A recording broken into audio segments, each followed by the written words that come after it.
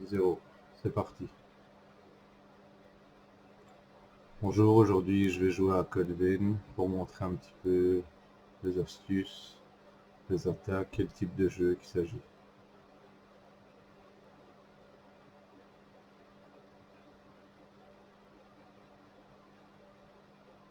Évidemment, il faut le temps de chargement. C'est un peu long au début, mais après ça va très très vite. C'est vraiment le chargement de départ qui met du temps. Voilà, on passe. Alors, ok, je suis pas au début du jeu, j'ai déjà joué un peu. Donc je vais expliquer quelques bases et montrer un peu du gameplay.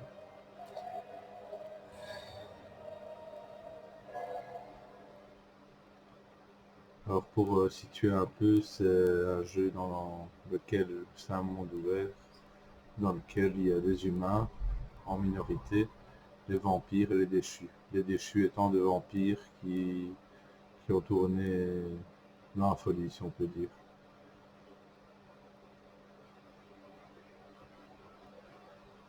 Donc le but c'est de ramasser un maximum d'items, d'objets pour améliorer ses armes, ses pouvoirs.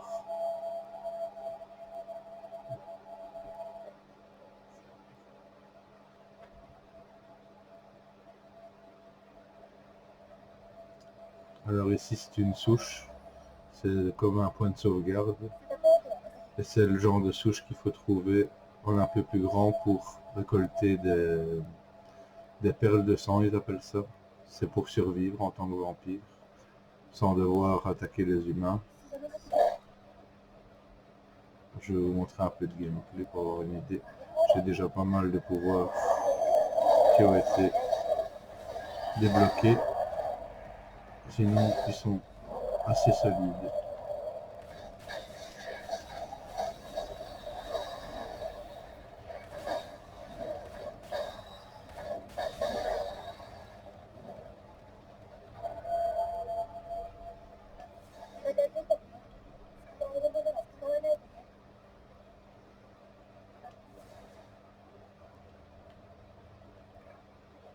Alors pour situer un peu, ici j'ai pris le code sanguin Hermès, dans lequel j'ai pu mettre toutes ces compétences actives à droite, compétences passives à gauche. Et en fait, lorsqu'on améliore, sur un code sanguin, ou je peux prendre un autre, où on améliore sur un code sanguin des pouvoirs, si on les améliore au niveau 2, on peut les utiliser dans n'importe quel code sanguin. Donc ça c'est l'idéal pour regrouper toutes les meilleures attaques sur un seul code sanguin. C'est un peu le but du jeu en fait. Sinon il faut à chaque fois modifier son code sanguin selon le style de jeu qu'on veut appliquer. Là, il y en a un qui est... Voilà.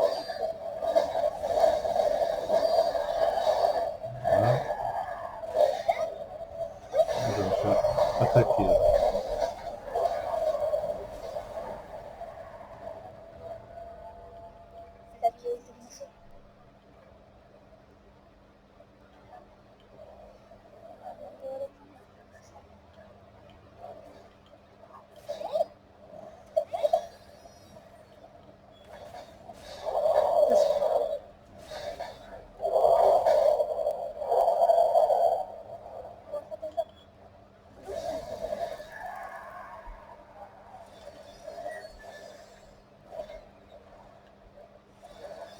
On va reprendre du mana, enfin de l'Ishor ils appellent ça. C'est l'équivalent du mana. Voilà, j'ai récupéré 6 grâce à mon arme secondaire.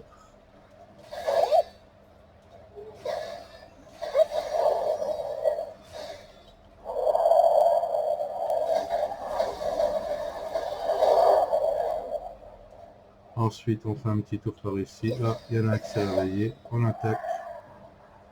Alors, toujours ramasser les items pour revendre ou pour... Ah, une grosse Bertha.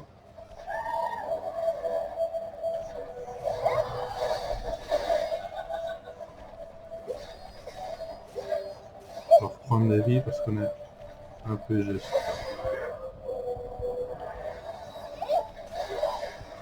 Oula, ressuscite-moi, donne-moi des vies.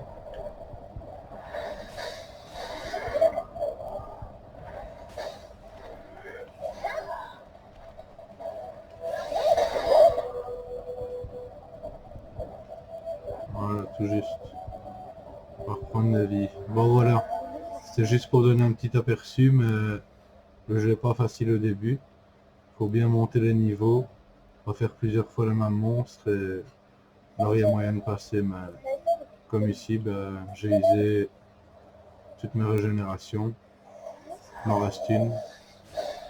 Donc je ne vais pas traîner à retourner à une souche pour récupérer les items de base, donc les 6 régénérations, etc. On les récupère à partir du moment où on retourne à une souche.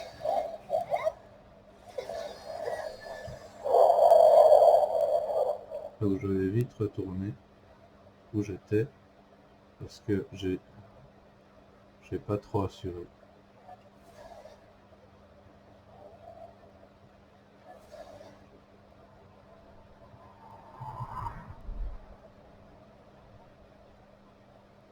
Alors le jeu en lui-même est chouette, on sait changer de partenaire, échanger des cadeaux qui donnent encore des armes, des objets, un peu toutes sortes.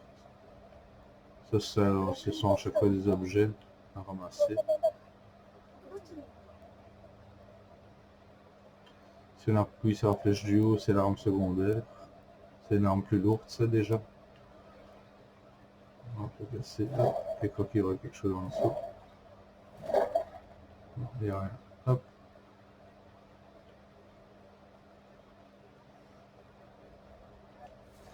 On va accélérer.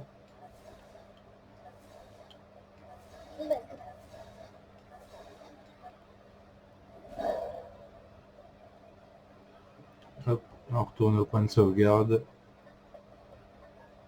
Donc là, en bas à gauche, j'ai 5311 de nuées pour soit améliorer mes stats, monter en niveau ou avoir des bonus ou des pouvoirs en plus. Là, ici, je vais sauvegarder, revenir à l'écran titre. Voilà, j'espère que la vidéo vous aura plu. Et, si vous voulez acheter le jeu sur Instant Gaming, il est moins cher. Je ne saurais plus vous dire le prix.